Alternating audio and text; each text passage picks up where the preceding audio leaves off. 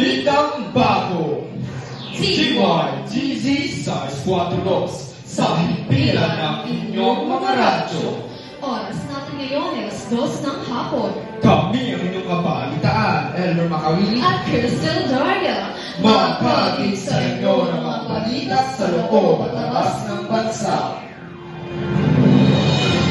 Sa ulo naman ng babagang balita, kasalukuyang ginaganap ang District Schools First Con sa Taytay Integrated School. Tulfo at Sara pinangunahan ng Pulse Asia's 2028 Presidential Survey. Mga hapon, mag-ahayag ng 1,500 na nabahati pa subic reform expansion. 46 degrees Celsius heat index na init nararanasan ng GES. Sylvia Sanchez, binati Sanjo Marudo bilang atay. Kami GYTZ Size 4 Rows, nakatutok sa pagbibigay serbisyo sa inyo. GYTZ Size 4 Rows, balitang bago talaga. Boston, DYTZ. Miyembro ng KBB. Kapisan ng mga broadcaster ng Pilipinas. Naririto ang mga kwento ng ating kaagapay sa balitaan. Kasalukuyang ginaganap ang District School First Con sa Taytay Integrated School. Ibabalita ni Mia Bagsal.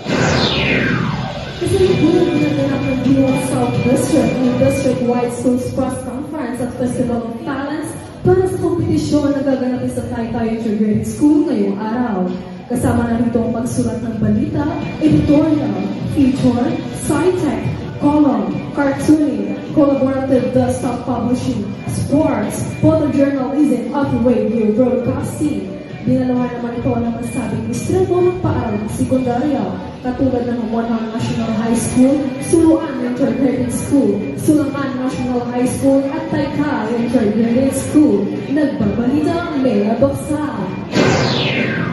Tulfo at Sara pinangunahan ng Pulse Asia's 2028 Presidential Survey. Ibabalita ni Michael Nadonza. Si Senator Rafi Tulfo at Vice President Sara Duterte lumabas bilang pinakahandang presidential candidates 2028. Base sa nakaraang survey na kinagda ng Pulse Asia Research Inc. Corporation.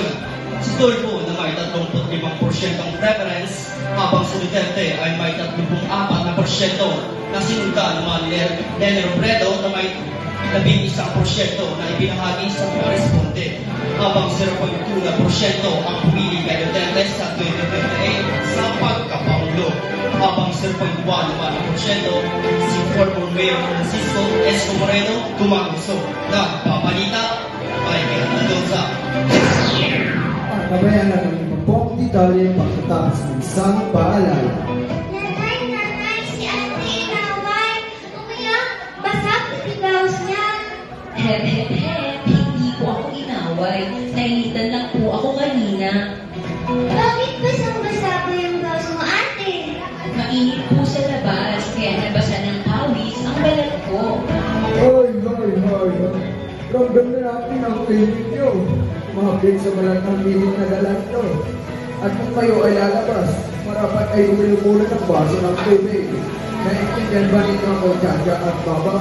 Opo, Lolo. Nanay, pagkakapot po ng baso ng tubig. Ito na. Ninyo ay magbaliwalain, panatilihin ligtas ang sarili. Paalalang hatid sa inyo ng Department of Health at ng istasyong ito. At kami nagbabalik. Mga hapon, mag-ahayag ng 1,500 na mga trabahinte. Narito si Nain Dadilo.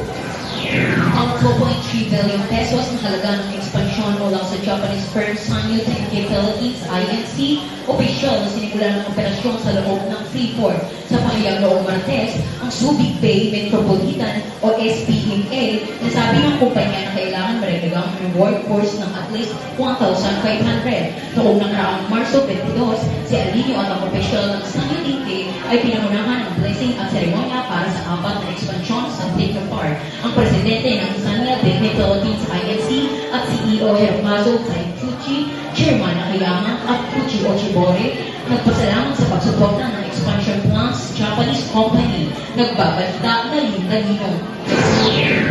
46 degrees Celsius heat index sa GES, ibabalita ni Mea Baksan. Inilat ng State Dinner ng delikado ng 46 degrees Celsius sa kilang Storm Arnold Marquez.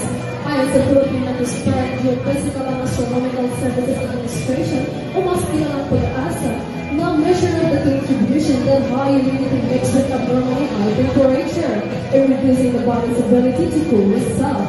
Idinagdag din ng pag-asa na tumaas ang init.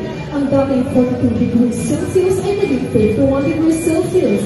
Napasailalim ito sa delikadong kategorya na magbibisukan ng head cramps, head exhaustion, kabilang ng head stroke. Nagbabalita ang Mayor Baksa.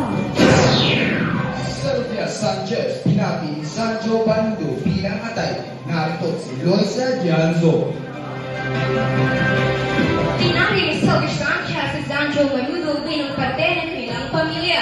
Matapos ang pagkasalanan ng kanyang anak ng veteran actress na Ria Aide noong nakarang March 23. Dalawang nagsabi ng I do sa isang civil wedding na pinangunahan ng Quezon City Mayor Joe Villamante na sinundar ng isang intimate reception. Matapos ng ilang araw, nag-post si Sanchez sa kanyang Instagram account ang kanyang pasasalamat sa Panginoon sapagkat binigyan daw ng Diyos ang kanyang anak ng marespeto, mabait at mapagmahal na asawa.